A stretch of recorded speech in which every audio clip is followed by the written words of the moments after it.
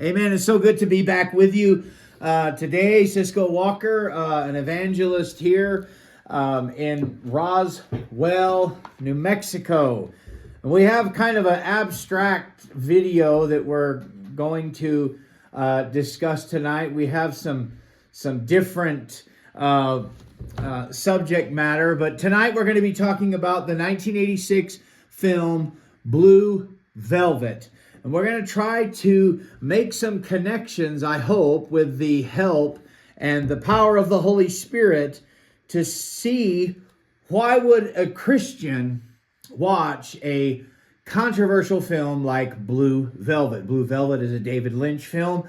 And the subject matter, I realize that it's 40, 50 years old, but still, it's still kind of a dark and some people would even say it's kind of a foul movie. So why would a Christian, why would a person who's been baptized, saved, maybe even spirit-filled or filled with the Holy Ghost, but why would a Christian, what could they benefit if they watch the film Blue Velvet? Once again, I have here with me Brother Ernie, and it's always good. It's always good to see you, Cisco. To be back with you today, Brother Ernie. I just have one single verse that will help us hopefully try to unpack this somewhat difficult material as it concerns Blue Velvet and Christianity. I have John chapter 1, verse 5.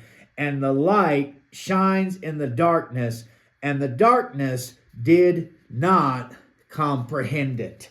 And I think that is a great place to start, if you will. So let me just do a little quick facts about Blue Velvet. Blue Velvet is 1986. It's an American neo-noir mystery thriller, obviously by David Lynch.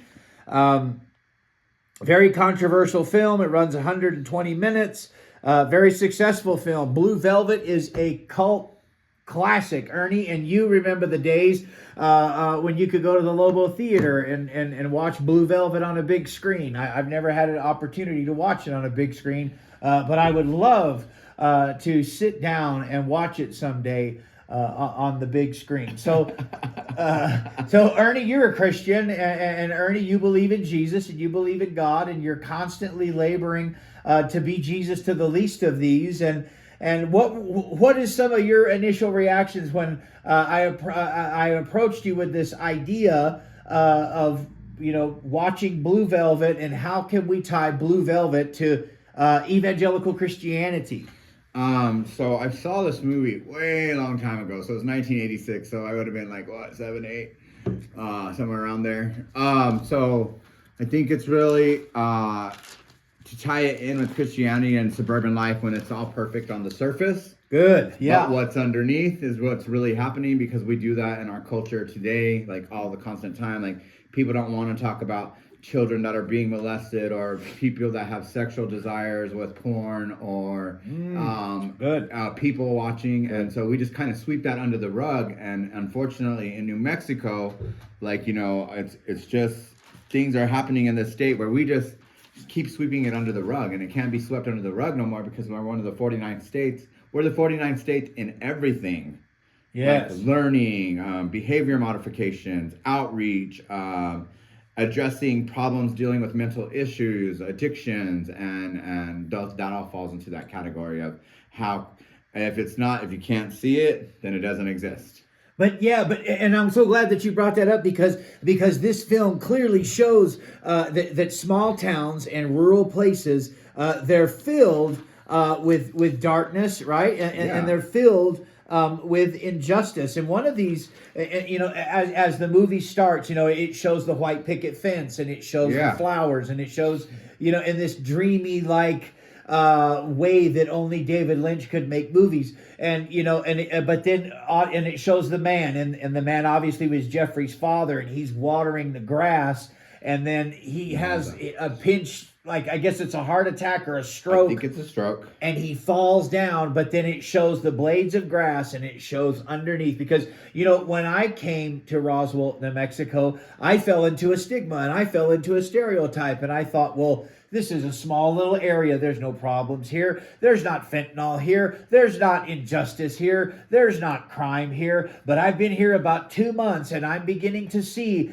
that underneath this American flag and apple pie and police force and with some of the mechanics of city and government here in Roswell, New Mexico, I'm beginning to see that there are some dark and very sinister things that take place. Absolutely. But if you just drove by in a car, you would never know. Yeah. You would never know. It reminds me of House of a Thousand Corpses, or where stuff is happening between, even in a convenience store, stuff happens. Yes. Yeah. So yeah. I'm With just Spalding. oh my gosh. So Yeah. it happens that same way here. On the forefront, it looks beautiful. Roswell, New Mexico. I love this town. I love my city. I love my people. But I do know the underlying issues that are real that we're just not addressing. We just want to act like we're a wholesome little community and that we all get along and that there's no drugs, there's no crime. And at one point, in New Mexico, we were one of the highest rated murder per capita in Roswell. Yeah. And we're small. We're 55,000. Yeah, but we punch above the weight as it comes to statistics, And one of the reasons a Christian, I think, should watch Blue Velvet, and this is echoing exactly what you said, it will remind people that underneath the little pink houses, underneath the apple pie, the American flag, God-fearing citizens, what is it? I stand for the flag and kneel at the cross, right? All that, all the bumper stickers. Underneath all that stuff, there lies a broken, a violent, a sadistic, and a corrupt world that desperately needs to hear the truth. Yeah. And truth, i.e. Jesus. And correct? even people have those stickers on there where they have, if you mess with one of my family members, I'll murder you. Yeah. And they show the whole family and stick little figures, and then they show if you mess with my family, I murder you. I'm like, gosh, when did that become okay to be on the back of a window and kids can read that even just by passing by on cars? When did it allow it's still not legalized in New Mexico with cannabis, medical cannabinoid, but we would freely promote it all over your car. I'm not against medical cannabinoid. I'm just saying you just open up that door and it's just there. It's like following the white rabbit down the hole. That's what it is. Yeah. Or with Lynch, right? The ear, right? Because that's why he chose the ear. Remember, Jeffrey is walking and he sees the ear in the field. And he goes into the, right? But the camera angle, it shows the ear canal because it goes right into it. Yeah, almost very, very similar to Alice in Wonderland. Like you're going down a rabbit hole. But like those things exist here. Yeah. And what does Lynch find when he goes down the rabbit hole? He finds characters like Frank. He finds characters like Dorothy, and he's within the confines of the film, we see this duality constantly, and we don't really know what's under the surface. Like we think we know what's there, but we don't really know. And then once we find out, or once we're given an opportunity, we just dive off of the cliff and we can wind up doing awful, terrible, and reprehensible things. And I think that I think this is why people don't want to watch a movie like this, because maybe they see themselves engaging in sadistic behavior. Maybe not physically, hopefully not, but maybe in their mind they have these awful thoughts about their sexuality, about what they would do to somebody else. And some of these people, they're people who may go under the guise of Christianity, right? But they're things that they don't want to surrender to God. And if they don't, without the grace of God, those things could possibly destroy them. Yeah, and it'll destroy them. Not only that, it'll break the fabric of their minds. That's the whole issue. Like, if we're going to skirt around these little issues, then nothing's really going to be solved. People are going to we're going to still be on that broken record. We're going to still be spinning around, and there's going to be no solution, like there was never a problem.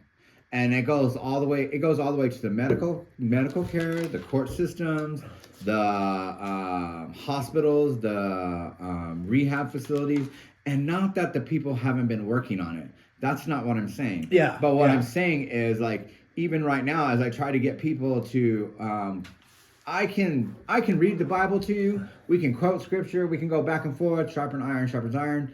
But at the end of the day, if you're not asking for it, you're not going to get it. Yeah, and you've got to be willing to open up. And you've Yeah. got to be like, I had to be willing to wake up with my own sexuality, my own belief systems, and just quiet society and be like, that's not real. Yeah. What yeah. y'all are telling me is not real. You're telling me if I go do this system, they want to send their kids to these big old groups that all across California and stuff, change them from gay to straight or whatever. Yes. Therapy conversion, and more sex is going on there than anywhere else. Yeah. And then, so I'm just like, what is going on? Like, it just baffles me is that we will put tens of thousands of dollars into those facilities and hoping that they're gonna make a change. And if they do, all the power to them. And if they don't, then it didn't work. Yeah. But we're showing it all to work. Paris Hilton just did a whole documentary on where she was put into a facility unwillingly, and they took her in and they basically tortured them. And she came out and she finally talked about it in her own documentary, saying how they yelled, they woke you up, they screamed in your face, and all this stuff. Oh yeah, I remember some of that scared straight type of stuff. That's that kind of thing. That doesn't work. No. That's what we do in this town. No. We scare you straight. Hey, you know what? Here's your documents. If you don't do this as the court requires, then you're probably going to go to jail. Or you're going to go to prison because you're an evil person, and it's not what do? We do this in the courtroom. We do this. Do you swear to tell the truth, the whole truth, and nothing but the truth? Even if you tell the truth, you're probably going to even be in more trouble. Yeah, well, because we want to be like Frank Booth, right? So Frank Booth in Blue Velvet, right? He's a form of toxic masculinity, right? Yeah. He treats Dorothy terrible. He's a misogynist. He's sadistic. He's violent. He likes to use drugs at the same time while he's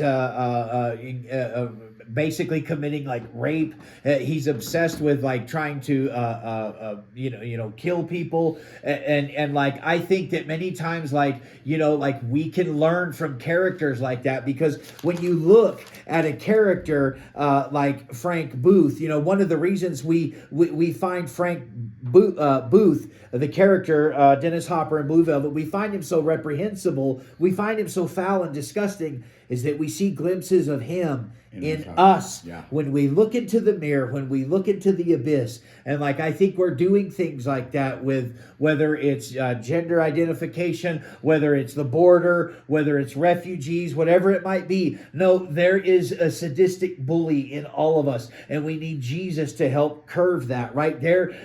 Frank Booth is a psychopath. He's a misogynist. He's a pig. He's an awful person. Yes. But yet so many evangelicals say to themselves, I'm not like that, because they have the tax collector and the Pharisee mentality, right? The Pharisee says, I'm glad I'm not like this person. I'm glad I'm not like this unhoused person. I'm glad I'm not like this LGBTQ person. Look at me. I love my wife. Look at me. I pay my tithes. Even the bind and torture killer, he was a member of one of the mainline denominations. So there's things that are lurking underneath the surface in our cities, in our rural areas, in our churches, in our Christianity. And if we really want to be changed, and if we really want breakthrough, we have to acknowledge those things, or they will stay the same. They will stay the same. And that's why the dark can't understand the light. So when the light is being brought into it, most definitely the dark is like, what just happened? Everything was in cloak and dagger kind of situation. Yeah. And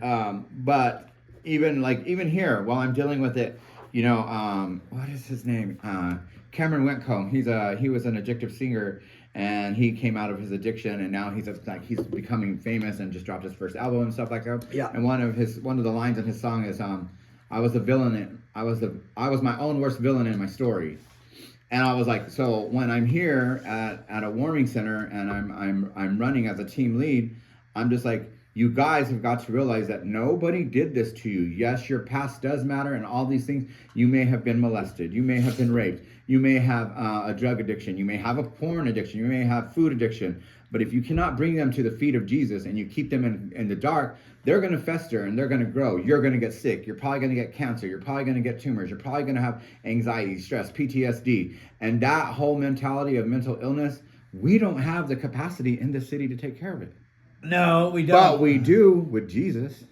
Yeah, we But do. nobody wants to come to Jesus and admit that, and I'm not saying everybody's like that. Don't get me wrong. Don't get it twisted. That's Yeah. not what I said. Yeah. What I said is, if you could come, Jesus said, my yoke is easy, Yeah, and he says, my burden is light. light. Yeah. So come and I will walk that path with you. Let's work it out. Whatever you got to work out with God, work it out. But then don't be like, I had some people, my own friends and my own people in my own life who are just like, oh, Ernie's out there forcing religion down people's mouth. And I was all, forcing religion? Wow, that's a new concept. I didn't know I had a spoon and a pal and I was forcing it down your throat. No, I'm not. What I'm giving you is a different idea, rewiring your mind. Hey, your stuff is not working. Yeah. You are still in the same place that you were 10 years ago. You're still dealing with the same issue. You're crying foul. You're pulling on the hearts of strings of people who no longer want to hear you cry wolf. Yeah. And you know, and Ernie, sometimes, you know, Jesus will work through therapy. Jesus will work through I'm in therapy. Yeah, Jesus, you know, because a lot of things that what we do is we have a dualistic interpretation of, well, Jesus will just take care of it all. Well, Jesus takes care of it all, but when you give your heart and life to Jesus, you can still get SNAP. You can still get help from the government. You can still, Absolutely. you know, and too many times people, they think that it's church here, Jesus here. There's a line, and then there's resources and services, and like as long as you have Jesus, like you don't need any of those things. God will open up doors, but God uses resources as well, and Jesus opens up those doors as well. And that's true. Like even like Jesus will use the dark. God will use the dark. I mean, what King David? What he murdered? He was a murderer, right? Yeah, he was. He's a murderer. And what that goes? The 10 Commandments: Thou shalt not murder. But then God made him a great king. Yeah, and it started and his sin with Bathsheba. At least as much as we read of it, you know, speaking of Blue Velvet, like there was an act of voyeurism in that, right? Because I heard a preacher, I heard a preacher say this about 2 months ago. He was like, David's sin with Bathsheba never would have happened if David would have went to war. And I said, that is absolutely ridiculous. I said, David had been peeping. He had been spying on Bathsheba for a long time. That was premeditated. That was the heart of darkness in David. It's like David he didn't have all of those things figured out, but David is human, just like every other person, because the hardline fundamentalist will say, well, if David was just busy, those things would have just went away. But that's how people think, right? As long as we're busy, there's not that problem with pornography. As long as we're busy, there's not that problem. There's not that problem with me having a murderous heart. As long as I'm busy. That's an unrealistic thought process all in its own. Yeah. Like you stay busy, like you're not going to do, you know what? Busyness But people do it. will get you stressed and tired out, and you're going to fall back and you're going to slip back into whatever voyeurism, porn addiction, your sadistic behaviors, or anything like that. I keep busy to a certain extent, but I also take time to sit with God and talk with God and listen with God and run it by God. Everything that I've done up to this point, I've been running it with God. And people are like, well, what does he say? And I was like, what do you think he says? Yeah. I was like, you know, my friend gave me this 15-minute prayer where she's like, every night read this and spend 15 minutes prayer like he's your brother, your friend, and how you would talk to them. And so I sit there and I talk it out with him of my own things that I deal with, my own PTSD, my own mental health and all that stuff. And do I get the answers right away? Not necessarily, but do I feel more comforted? Yes. Yeah, and those answers... Does the weight lift off? Yes. But here we are, we're in a town and we're in a community where the underbelly of it all is that we have an addiction problem in the city. Now, their solution is to throw people in jail and keep them in jail and send them to prison and they'll get better. Now, I've been to prison and I understand that, you know, sometimes there are programs in there, but you're not forced to do them. Yeah. That's on your own free will if you want to. Yeah. You can go join the church group if you want to. In MDC, they have God's Pod. It's called God's Pod, and it's military prison.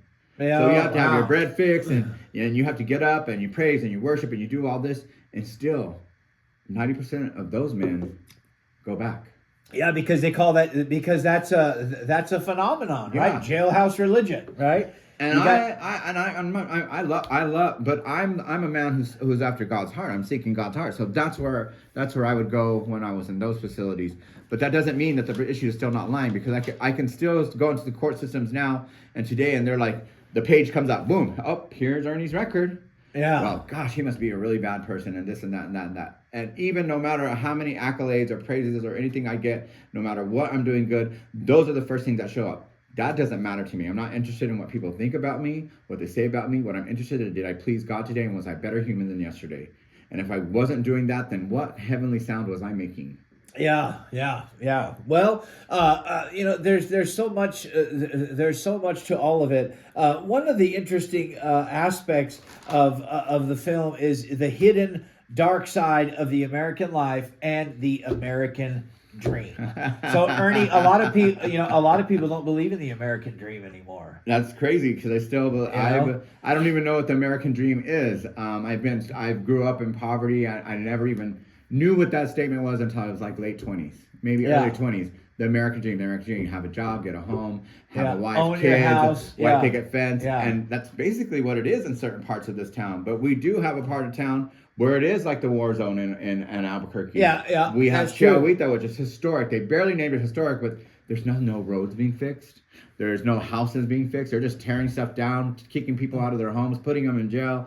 Like, I'm just like, what is going on? What happened? What happened to like their American dream, right? Yeah. And my grandparents came, David and Amanda Pena, and they worked their tails off to own 9 lots and pass that over to my grandma, and we lived there until her house burned down in 2017. Again, we grew up poor, so there's no insurance, there's no money, but drug infested all the way around. Now, I can still go into the good neighborhoods, and they're even more drug infested because they have the money. So that's where you end up going and partying. Yeah. That's where you go and end up hanging out. But they're more likely to get off because they have money. Yeah, and they can afford the lawyer. They can have the people go and battle for them. But you're allowed to get $10, take it to the public defender, and here you go, take your chances with them. And we've learned so far that hand in hand, public defenders and the DA work together to come up with a concept to free you. Yeah, that's right. Yeah. So it's a hard truth for people to swallow. Yeah, and the Chihuahua area, it's not as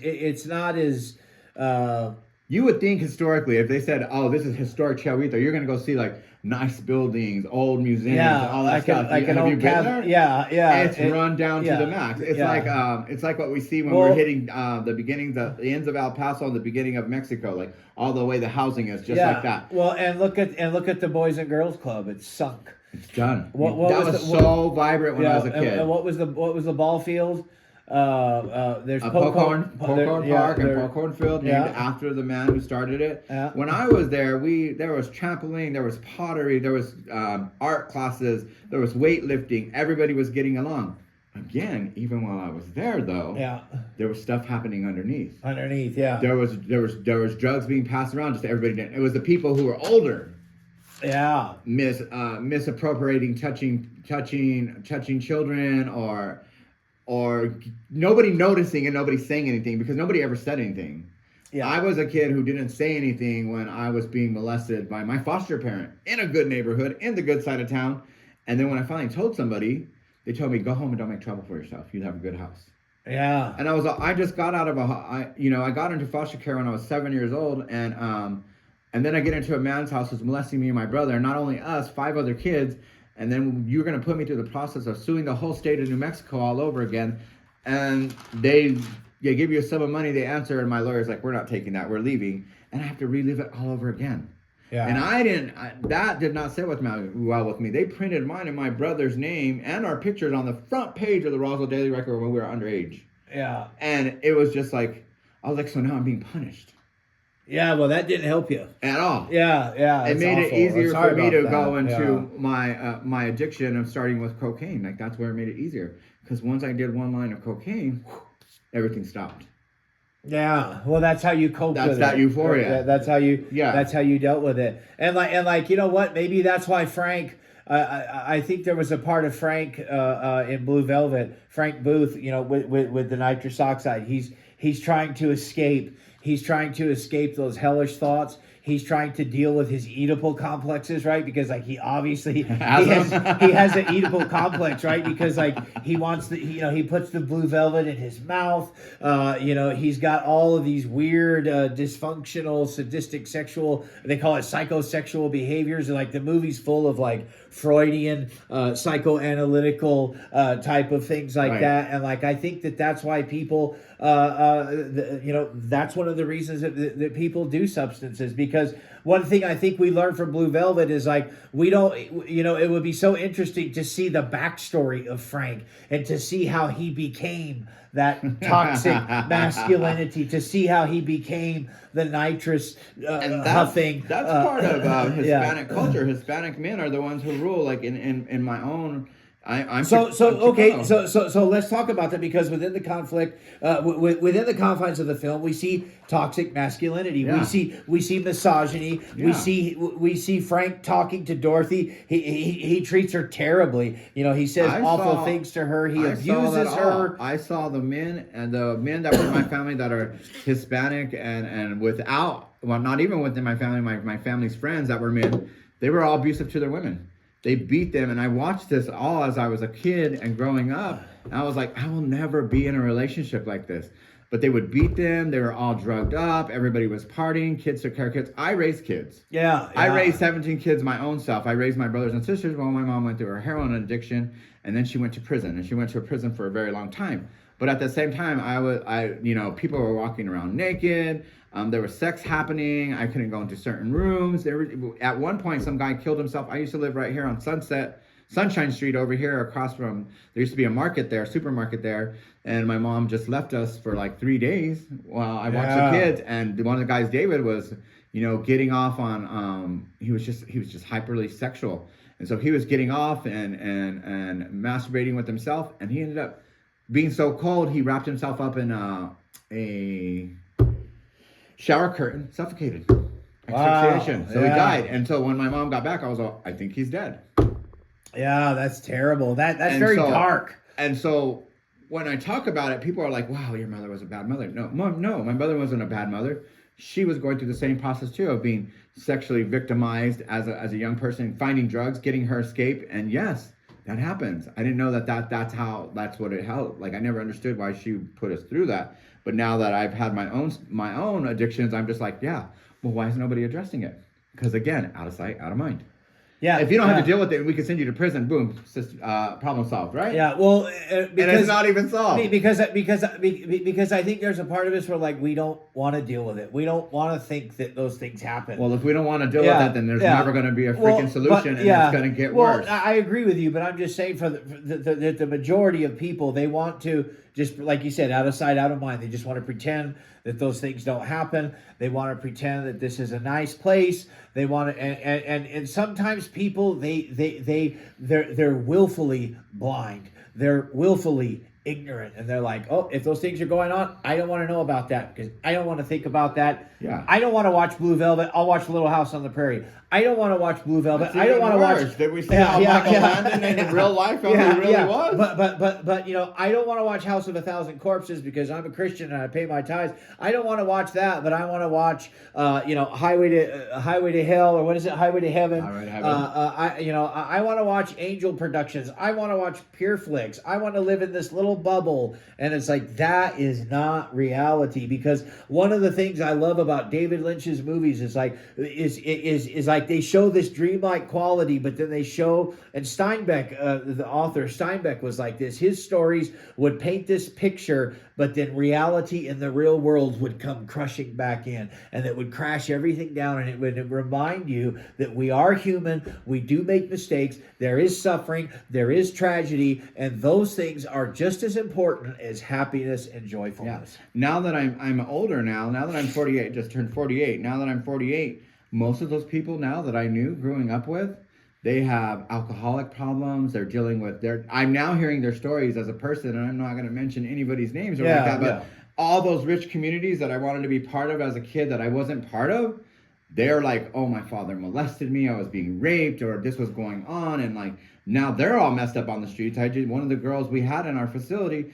she nothing, like everything was going great, and then all of a sudden she broke down, and now she's on the streets, half naked, half the time, going to jail, being put back and forth, because nobody wants to deal with the issue. Nobody wants to get her a mental health facility, a mental health practitioner, let's call that what it is. Yeah, yeah. And why? Because if you don't want the help, you don't get the help. You have to say you want the help. Just like when I call an ambulance to come down, oh, well, we can't take them if they need to go. What do you mean you can't take them? Their catheters are coming out. Like what? Yeah. Even if they don't want to go, they gotta go. They could be kind of biohazard or whatever. They're gonna die. Well, it's still, if they don't want to go, we want to go. So then we're left to deal with it. And that's the whole community. This is all falling on the whole community who wants to do stuff about it, but there's all these red line tapes everywhere. Yeah, I bet. And there the same is. thing Yeah. with Blue Velvet. Like the boy, the young man goes like, I've never walked up to an officer or detective's house and been like, hey, how you doing? Like, Oh, let yeah, me in. yeah, You know what I mean? yeah. You can't do that today. Yeah. They'll probably shoot you. Yeah, no, Honestly, you can't. it's not like that anymore. It's a real deal. Officers are scared for their lives too. They're doing the best they possibly can. I'm not saying anything. All officers are not the same. But again, when you offer up $5,000 to come over here and get the job, and then you leave, and then our police force is down to, I have no even idea. Like there's not enough men or women on our police force to handle the crimes on the streets. So what do? Yeah. Just arrest them. Yeah, and just throw them in jail. Just throw them in jail. Let Yeah. them sit in jail. So then we put the pressure on the CEOs and those men and women who don't have to go to classes of compassion, alcohol and drug skills, healthy relationship Yeah, skills. and how many? Not required. And how many of those people are just yeah? How many of those people are Frank Booth? Yeah, How many of they those people are? And, Yeah, and are I can tell you, sadistic half of them animals. are. They're mean. Yeah, they're yeah. aggressive. They're Yeah, not they're understanding. predators. Now, is it their fault? No. Why do I say it's not their fault? Because the devil's here to steal, kill, and take away Yeah. all your joy. But sometimes we've they got make to bad acknowledge choices, it. too. I've Yeah. made bad choices. Yeah, I'm not saying that every single correction officer is on the take It's or hard dirty, work. but there's a lot of them. And there is a Yeah. good outreach here in this community that wants to help people and wants to help them get better. But we keep getting redlined. Oh, that doesn't exist. Just like right now, being told every single day that we don't have a homeless problem. No, we do. I've seen it. Yeah. I've fed 15,000 mouths. Are you kidding me? 150 well, meals that's a why day. that's why your opinion is so important. And some of them are dealing with sexual addiction, and some of them are dealing with addiction, and some of them are dealing with having problems with food. You know, some of them are dealing with bulimic issues. Some of them are dealing with, there's all these issues that underline to get there. But we want to act like we have these big conglomerate churches, and even they didn't want to open their doors. No, most of them don't. They don't. And that's crazy to me. Unless they get money from the government. Yeah, unless they get money from the government. Yeah. And it's true. And Yeah. so what is it? What does it say? You're going to either serve money or money. What are you going to do? Yeah. The word of God or money? And you know what? Yeah, money's nice. Money's great. If you work hard for your money, good. But what I'm noticing mostly is those families are more messed up than the people that are on the streets. Well, because the churches, they want to have their Wednesday night, they want to have their Sunday morning, and they don't. That's it. That's and all they their don't want to participation. really engage with the problems in the But community. they're part of the solution, and I don't think they understand that. If the compassion was there for them to just reach out and be like, damn. Well, you know, one of the reasons that's wrong is because these are like classical pillars, right? Yeah. Within the Christian faith, you worship God, you evangelize the lost, and you care for the poor. But like when those are out of order, then like, you know, all these churches are like, oh, we're strong worshipers, we're this, we're that, and you always ask people, well, what are you doing for the poor? Well, nothing. Well, then something is out of alignment because there's something going on. Right. You know, if you're truly worshiping God, if you're truly engaging in your Christian walk, being led of the Spirit, not walking in the flesh, but being, or at least even trying to be led by the Spirit, then you are going to have compassion for the poor. You know, but what we have too many of the churches here in Roswell, we have the priest church and the Levite church with the Good Samaritan, right? The priest doesn't get involved. The Levite doesn't get involved. And like you said, there's so many facilities. There's so many religious components here within the city of Roswell, but there's very few that actually want to reach the poor and the broken. I had one of my friends contacted me and said like, and I'll give you an example of it. We had two high schools in the city who wanted to come out and volunteer, and these kids just wanted to volunteer. And parents, family member who was on city council saw what I had said, like, hey, do y'all know about politics? Who are y'all voting for? These are things that are important. Do y'all know who our city officials are? Because these are important. And they got mad, and the guy told my friend, oh, I was going to do a donation to y'all, but now I'm not. And it was going to be a big donation. Well, we didn't need that big donation if it's going to come with those modifications. So you don't want your kids to learn about politics? You want them just to vote the way you vote, which is probably wrong? Yeah. You don't give them their own idea. You want to be their first bully and cut off their wings and be like, hey, if you don't stick to this way, this is this. Well, what kind of person does it take to do something like, we were going to do this and we were going to do that, but now because you don't and that's follow, fine. yeah. Then your money wasn't for us. God didn't want us to have your money. Yeah. I hope you spend that on whatever you need it to be, and we'll still continue to pray for you and pour those young students. All they wanted to do was help the homeless. That happened to me when I was in Bible college. We used to go to East Baton Rouge Parish when I was at Jimmy Swaggart. They took away their blessing. The city took away these kids' blessings of showing compassion, empathy, and apathy. And I'm like, shame. Shame. Well, see, this is what happens too. This is what happens too. Is a lot of people think that if you're a Christian, if you're an evangelical, you have to do time. You have to know the streets. You have to have street cred, or you can't reach anybody like that. Well, there was this kid, and I judged him too, but there was this kid in Bible college, and when I was in Bible college, you took an elective, and you could take prison ministry or retirement home or evangelism. But I always chose prison ministry. And so we would go to East Baton Rouge Parish there in Baton Rouge, Louisiana. And I remember that there was this kid, and they brought this kid along. And he was like a Poindexter, type kind of kid. He had glasses, and I was like, what is he going to do? And I remember, but there was some problems at the gate, and he couldn't get in. And so I remember that one of the volunteers, he's like, well, just go wait in the car and just turn on the religious station and it'll be no big deal. And I remember that kid, he was so sad, because he couldn't get into the jail. So we got into the jail, but he didn't quit. He kept going up to the gate, and something happened, and he was able to get in. And so he got in about halfway through the religious service. They had an altar call, and I remember that kid came up, and he was praying for people. He was praying for, this is Louisiana, all African American inmates, right? And it was a God pod. Yeah. But I remember that a white boy, right? Didn't fit the build at all. No tough guy, nothing about it. Because we're so quick to judge people, but I remember that he was praying for people and he was laying hands on people, and he was sincere, and God used that young man, and he was just so happy that he could get in there and do something for God. Yeah, but there'll always be people that try to hit that up and block that.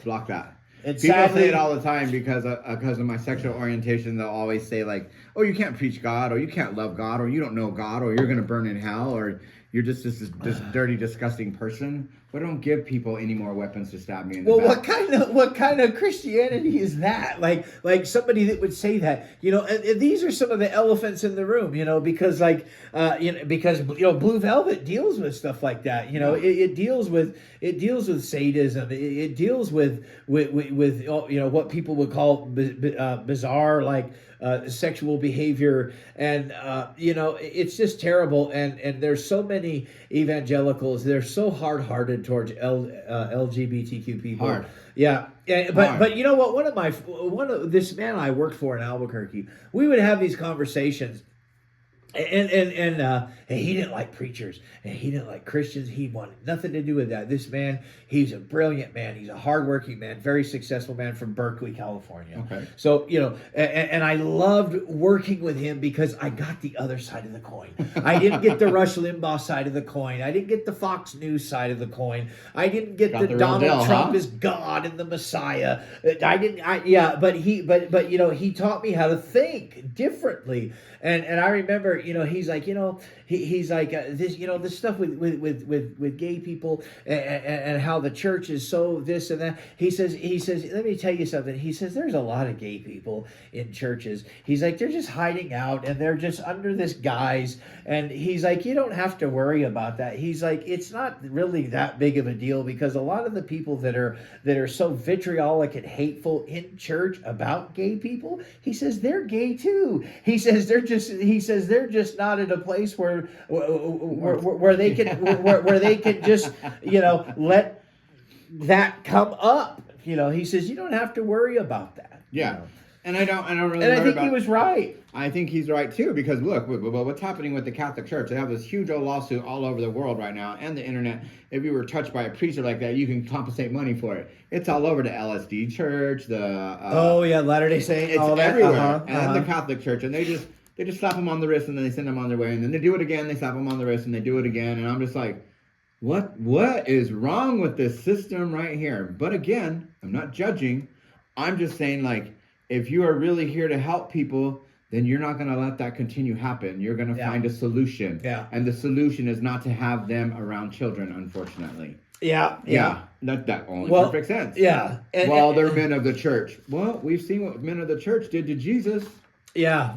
Well, it's very complicated. It is complicated. It's very. And I'm not passing judgment. You know what? One time I fell into that sadistic viewpoint of, like, I was holier than thou. I remember I was in one gay pride one year, and there was at the beginning when it started, there was a bunch of churches right there just screaming at us, "You're gonna burn in hell. You're gonna die. Like you don't know God."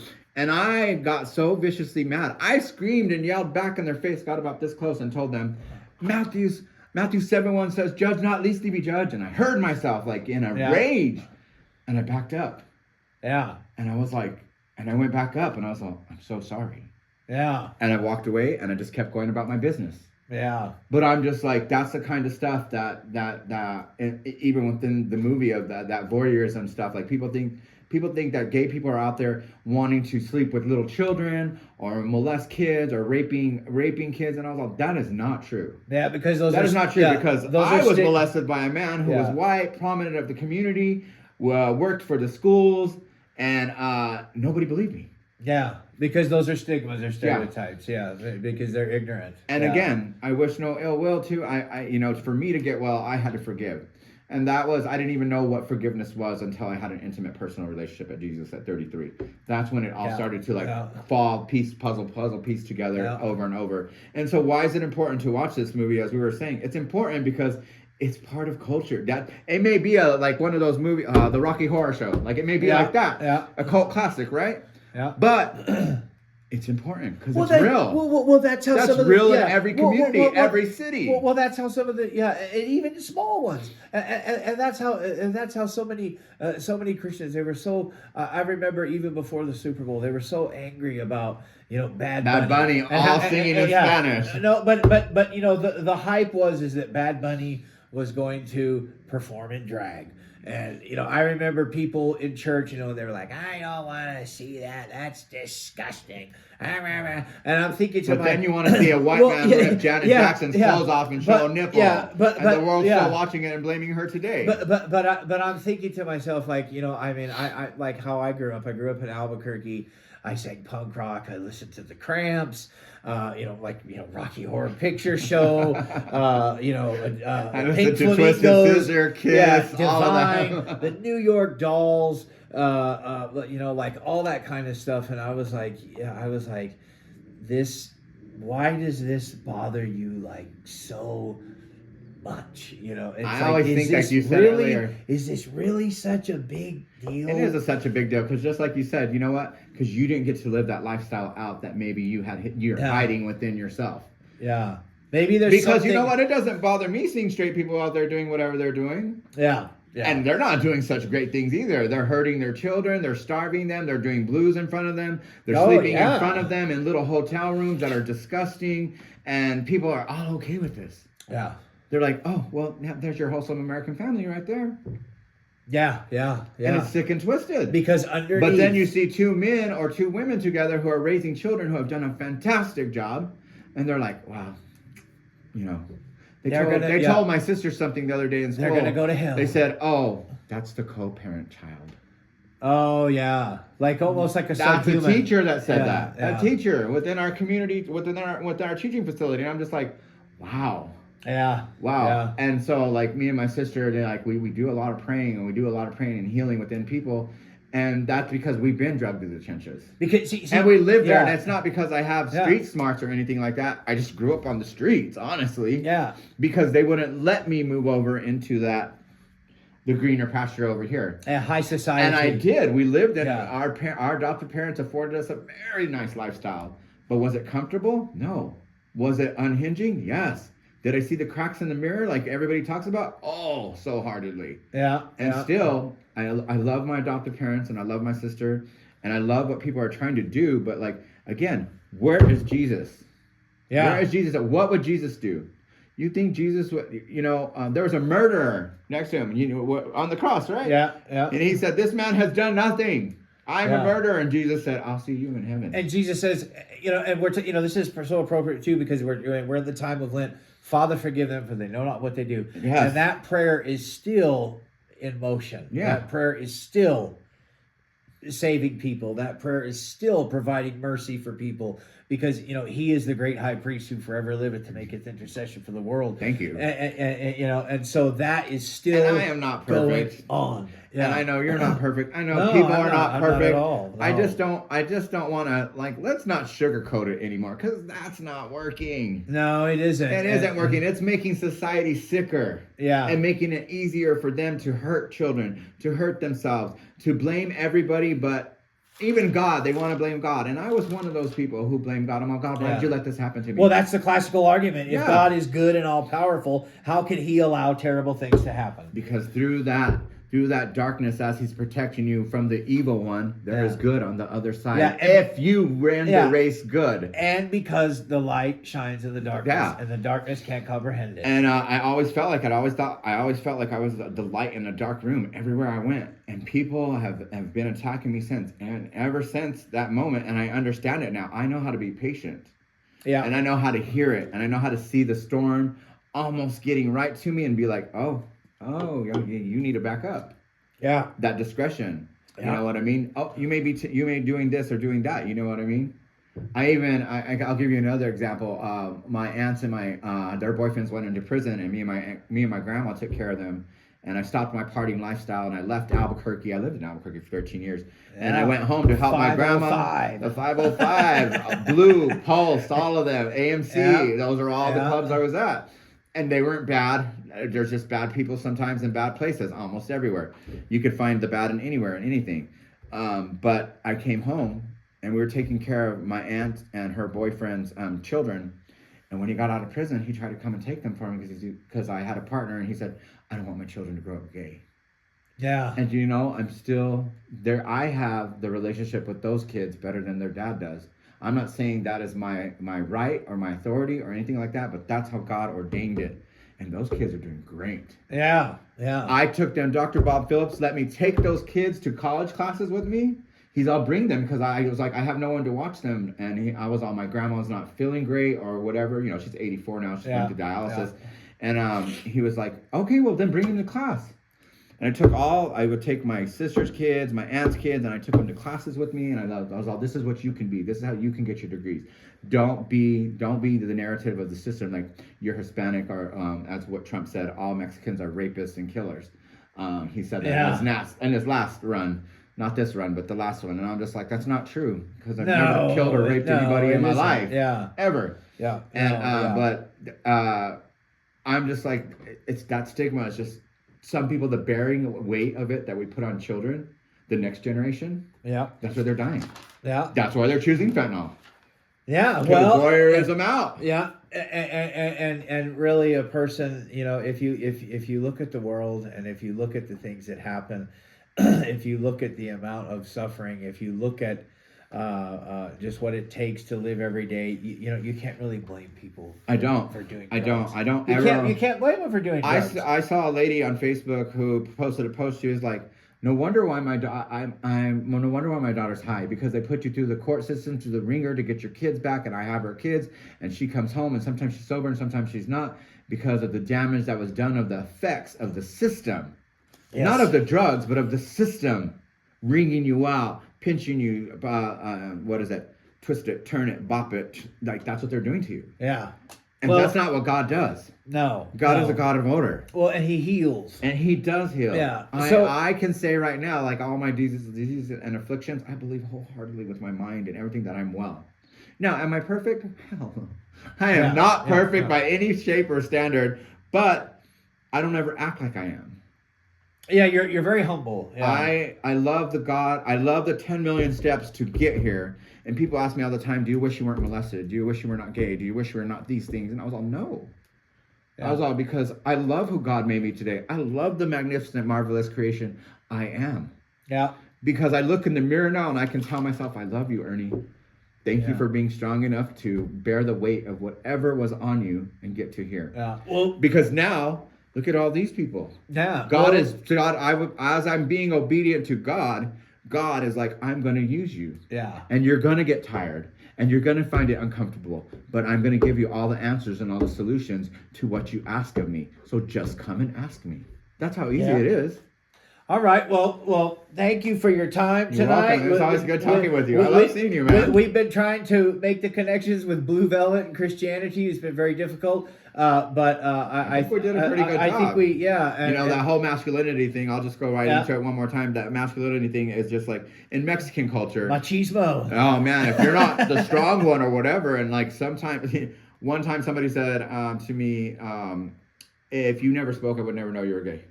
Oh, yeah. And then also they said, like, if you go and look at my family, I've been heading them, God has been heading me with them to God. I saw my grandma switch from Catholic to Christian. I saw people that were on drugs in my own family, my cousins, my younger cousins, and all them give their life to God in our own house that burned down. And I saw their whole lives change. And I'm just like, and it's not because I did anything. Yeah. It's because the Holy Spirit, I let the Holy Spirit in and I let God guide me in the way that he wanted. And most of it was uncomfortable. Oh, I'm sure, because it was part of the sanctification process. Yeah. Yes. Well, we thank you, and always remember that the light shines in the darkness, and the darkness cannot comprehend it. That is right. God bless you. Do you want to say a few more words about just a minute about how people can get involved to help here at Westminster Presbyterian Church with Food Not Bombs? So we are Food Not Bombs. We're a food rescue operation under Hagerman Forward. We're a project. We're a nonprofit organization. We rescue food within our community that is potentially thrown out that can feed the homeless. We opened up a warming shelter January 21st when the winter ice storm hit. And we always need donations and always help and always volunteers, because the city officials and those at the top are just those people that are in power within our city are still denying that there's a real issue of homelessness. And along with homelessness usually comes addiction and mental illness. And I feel very strongly about these things, but I know the city of Roswell, you have come out and shown the love of God that I've never seen before in my entire life. And so you can come down here, you could donate products, you can cook a meal, you could bring food. There's detoxes and rehabs. We're trying to get them. We have 31 successes so far out of 66 people that were housed in here continuously. We fed 15,000 people because of you, because of the love of God that's within you that shines so brightly. I ask that you continue to be the hand of God that moves within this community, that are the change makers, that are the real deal. And that's not to say that everybody's not being a part of it and that everybody's not helpful, but we do have those naysayers and those people who don't want a warming shelter to exist. So I love you. God bless you. Put it on God's heart. Pray about it. Think about it. And come visit us. Come take a tour. Thank you.